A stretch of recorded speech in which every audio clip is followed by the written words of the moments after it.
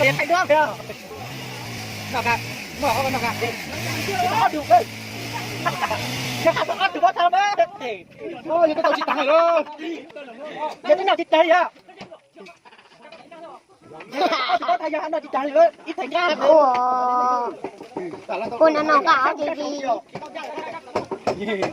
Tao sao không chịu rồi. Cho lên tay nó nào.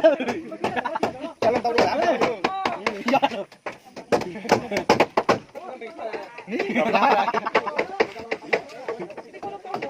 Cái nó còn đây, mấy nhà đào tạo mấy nhà đi kịp. Nụ cái này. Ủa. Nghe chưa ta lo cầm. Chưa ta lo.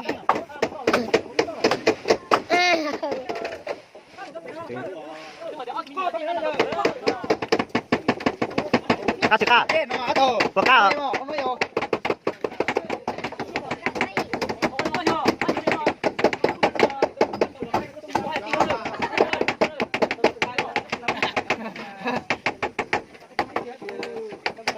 Begitu.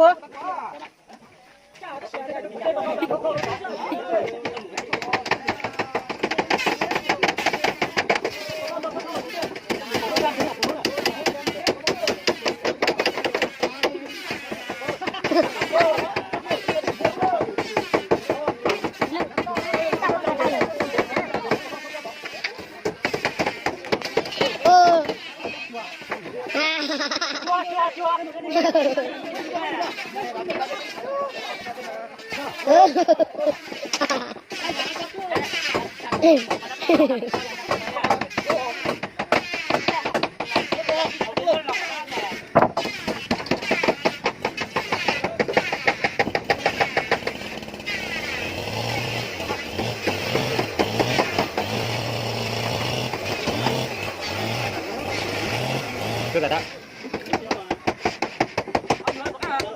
Kasih kak, ti, buat kak.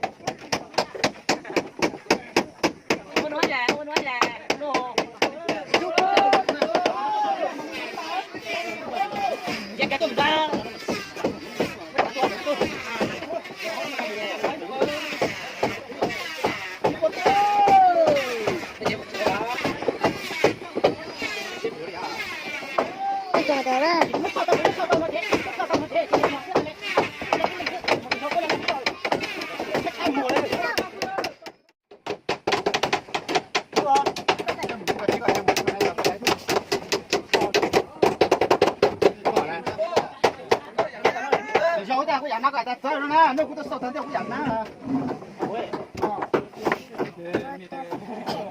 Bữa nay. Bữa nay tại nhà qua mà người ta chỉ là cái này thanh cái đồ này thanh mình rồi. Bây giờ loại mồ nó rồi.